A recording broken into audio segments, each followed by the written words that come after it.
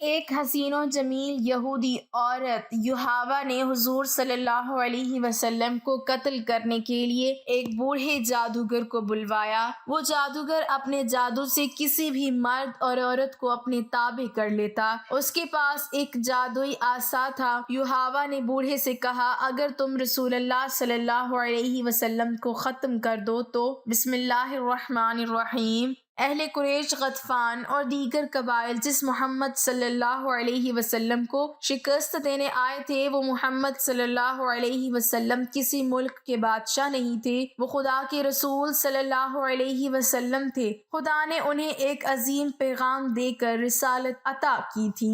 آپ صلی اللہ علیہ وسلم نے خدا سے مدد مانگی تھی۔ خدا اپنے رسول صلی اللہ علیہ وسلم کو کیسے مایوس کرتا؟ اس کے علاوہ مدینے کے اندر مسلمانوں کی عورتیں اور بچے دن رات آپ کی کامیابی اور نجات کی دعائیں مانگتے رہے۔ یہ دعائیں رائے گاہ کیسے جاتی؟ منگل کے روز مدینے کی فضا خاموش ہو گئی۔ سردی اچھی خاصی تھی، ہوا بند ہو گئی، موسم خوشگوار ہو گیا، لیکن یہ طوفان سے پہلے کی خاموشی تھی۔ اچانک آندھی آ گئی جو اس قدر تیز و تن تھی کہ خیمے اڑنے لگے۔ جکڑ بڑے ہی سرد تھے۔ آندھی کی تندی اور اس کی چیخوں سے گھوڑے اور اونٹ بھی گھبرا گئے اور رسیاں تڑوانے لگے۔ مسلمانوں کی اجتماع گاہ صلہ کی پہاڑی کی اوٹ میں تھی، اس لیے آندھی انہیں اتنا پریشان نہیں کر رہی تھی جتنا مکہ کے لشکر کو قریش کھلے میدان میں تھے۔ آندھی ان کا سامان اڑا رہی تھی، خیمے اڑ گئے یا لپیٹ دیے گئے تھے۔ لشکر کے سردار اور سپاہی اپنے اوپر ہر وہ کپڑا ڈال کر بیٹھ گئے تھے جو ان کے پاس تھا۔ ان کے لیے یہ آندھی خدا کا قہر بن گئی تھی۔ ان کی چیخوں میں قہر اور غضب تھا۔ ابو سفیان برداشت نہ کر سکا۔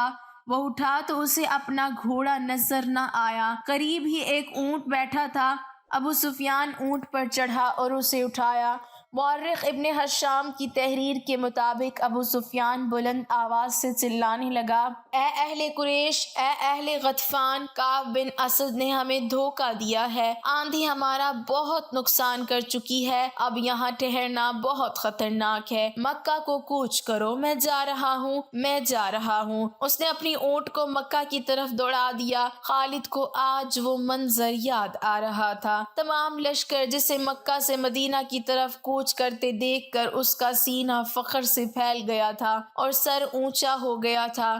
ابو سفیان کے پیچھے پیچھے ڈری ہوئی بھیڑوں کی طرح جا رہا تھا۔ خالد اور عمرو بن العاص نے اپنے طور سے سوچا تھا کہ ہو سکتا ہے مسلمان عقب سے حملہ کر دے، چنانچہ انہوں نے اپنے سوار دستوں کو اپنے قابو میں رکھ کر لشکر کے عقب میں رکھا تھا۔ ابو سفیان نے ایسے حفاظتی اقدام کی سوچی ہی نہیں تھی۔ اس پسپا ہوتے لشکر میں وہ آدمی نہیں تھے جو مارے گئے تھے، اور اس لشکر میں نعیم رضی اللہ تعالیٰ عنہ بن مسعود بھی نہیں تھے۔ قریش کا لشکر چلا تو نعیم رضی اللہ تعالیٰ عنہ آندھی سے فائدہ اٹھاتے ہوئے خندق میں اتر گئے اور رسول کریم صلی اللہ علیہ وسلم کے پاس پہنچ گئے۔ آج خالد مدینہ کی طرف اسی راستے پر جا رہا تھا جس راستے سے اس کا لشکر ناکام واپس گیا تھا۔ اسے شیخین کی پہاڑی نظر آنے لگی تھی۔ آندھی نے تاریخ اسلام کا رخ موڑ دیا۔ آندھی نے یہ حقیقت واضح کر دی کہ خدا حق پرستوں کے ساتھ ہوتا ہے۔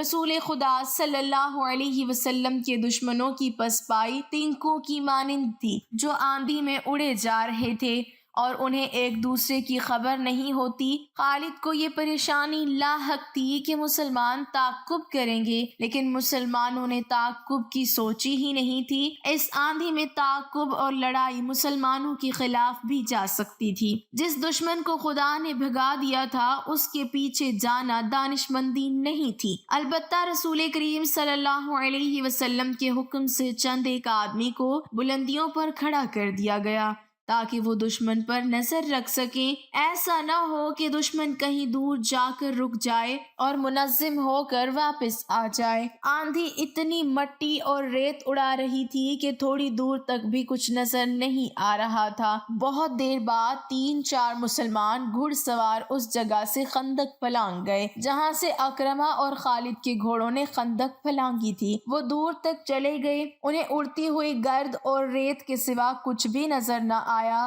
وہ رک گئے لیکن واپس نہ آئے۔ شام سے کچھ دیر پہلے آندھی کا زور ٹوٹ گیا اور جکڑ تھم گئے، فضا صاف ہو گئی اور نظر دور تک کام کرنے لگی۔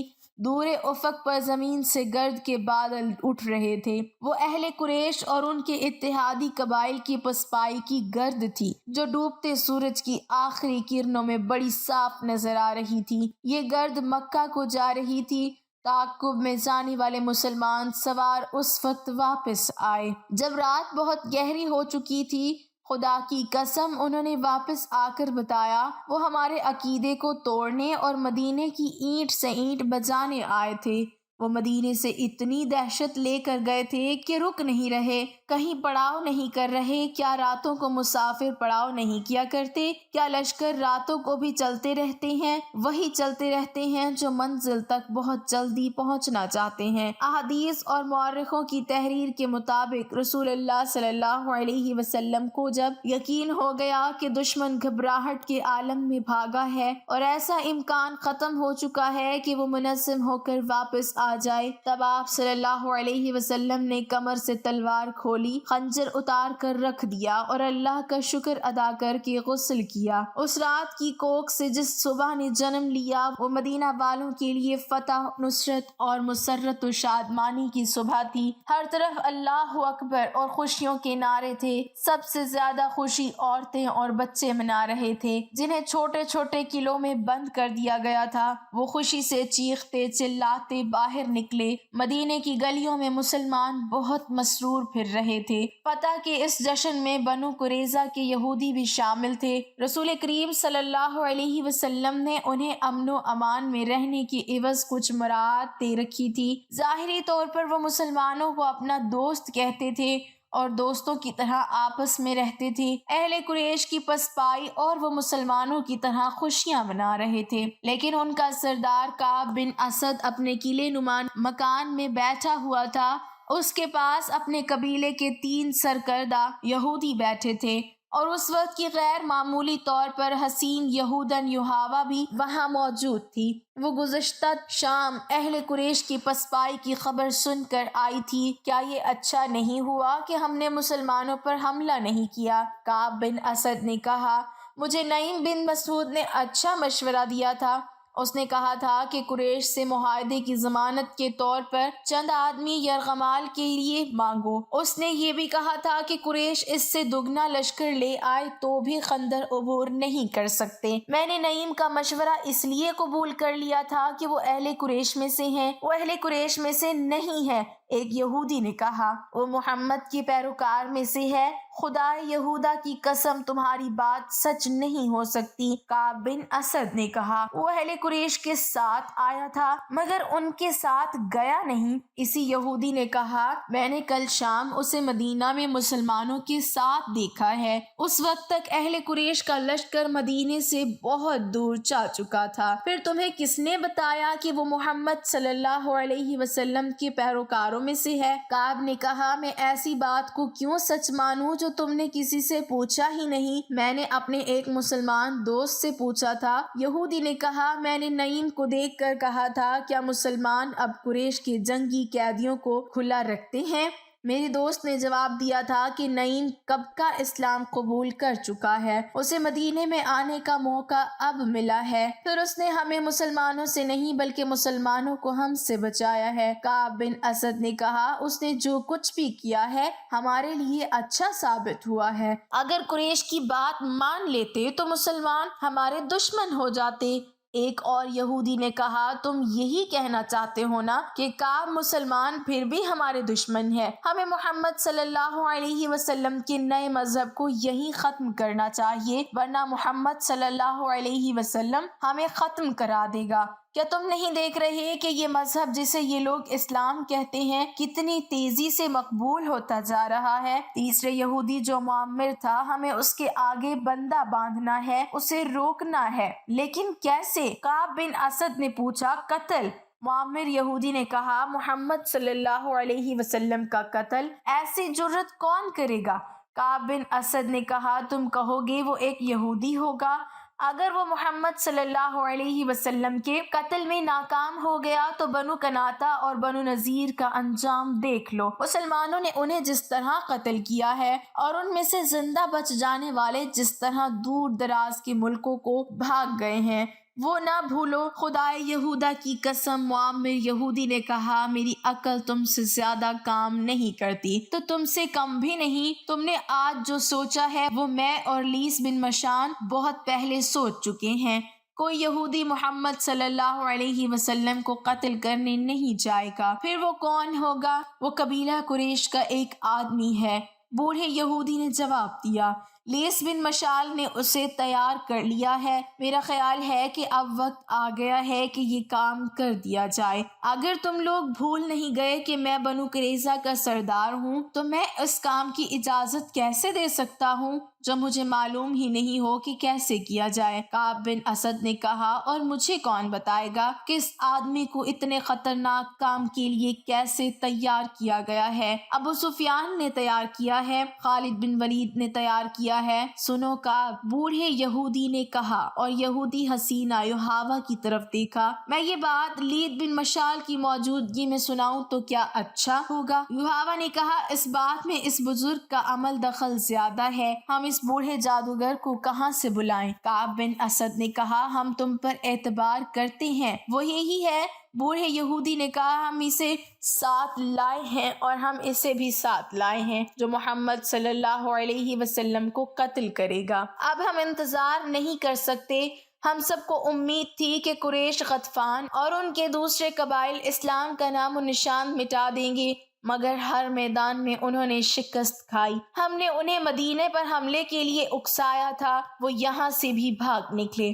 خدائے یہودا کی قسم، کعب تم میں سے مسلمانوں پر عاقب سے حملہ نہ کر کے بہت برا کیا۔ میں اس کی وجہ بتا چکا ہوں۔ کعب بن اسد نے کہا، وجہ صحیح تھی یا غلط؟ معمر یہودی نے کہا، وقت ہاتھ سے نکل گیا، اب ہم قریش کی فتح کا انتظار نہیں کر سکتے۔ اس نے یوحاوا سے کہا، لیس مشال کو بلاؤ، دوسرے کو بھی باہر رکھو۔ یوحاوا کمرے سے باہر نکل گئی، واپس آئی تو اس کے ساتھ لیس بن مشال تھا۔ وہ ایک بوڑھا یہودی تھا، اس کی عمر 70 اور 80 برس کے درمیان تھی۔ اس کے سر اور داڑھی کے بال دودھ کی طرح سفید ہو چکے تھے، داڑھی بہت لمبی تھی۔ اس کے چہرے کا رنگ سرخ و سفید تھا۔ اس نے اونٹ کے رنگ کی قبا پہن رکھی تھی۔ اس کے ہاتھ میں لمبا عصا تھا جو اوپر سے سانپ کے پھن کی طرح تراشا ہوا تھا۔ لیس بن مشال کو یہودیوں میں جادوگر کے نام سے شہرت حاصل تھی۔ شعبدہ بازی اور کالے علم میں وہ مہارت رکھتا تھا۔ وہ مکہ اور مدینہ کے درمیان کسی گاؤں کا رہنے والا تھا۔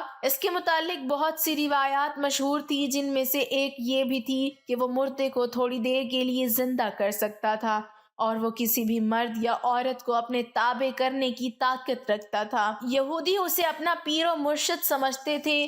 وہ جہاں دیدہ اور عالم فاضل شخص تھا۔ وہ کمرے میں داخل ہوا تو سب اس کی تعظیم کو اٹھے، وہ جب بیٹھ گیا تو سب بیٹھے۔ خاندانی مشال کی عظمت سے کون واقف نہیں؟ کعب بن اسد نے کہا، خدائے یہودا کی قسم، ہم میں سے کوئی بھی آپ کو یہاں بلانے کی جرت نہیں کر سکتا تھا۔ یوحاوا شاید آپ کو لے کر آئی ہیں، میں پیغمبر نہیں۔ کعب بن اسد لیس بن مشال سے کہا، میں یہ خوبصورت الفاظ سننے کا عادی نہیں اور تعظیم و احترام کا وقت بھی نہیں۔ کوئی نہ بلاتا تو بھی شاید مجھے آنا تھا۔ تم لوگ اپنے فرض کی ادائیگی میں بہت وقت ضائع کر چکے ہو۔ تم سے یہ لڑکی اچھی ہے جس نے وہ کام کر لیا جو تم کرنا چاہتے تھے۔ معزز مشال، کعب بن اسد نے کہا، ہم نے ابھی اس انتہائی اقدام کی سوچی نہیں تھی۔ اگر ہم محمد صلی اللہ علیہ وسلم کے قتل جیسا خوفناک ارادہ کرتے بھی تو یوحاوا کو استعمال نہ کرتے۔ ہم اتنی خوبصورت اور جوان لڑکی کو استعمال نہیں کر سکتے۔ اللہ پاک ہمیں بہتر عمل کرنے کی توفیق عطا فرمائے اور ہمیں نیکوکاروں میں شامل کرے، آمین۔ ناظرین، کمنٹ باکس میں اللہ تعالیٰ کے 99 ناموں میں سے ایک نام ضرور ٹائپ کریں۔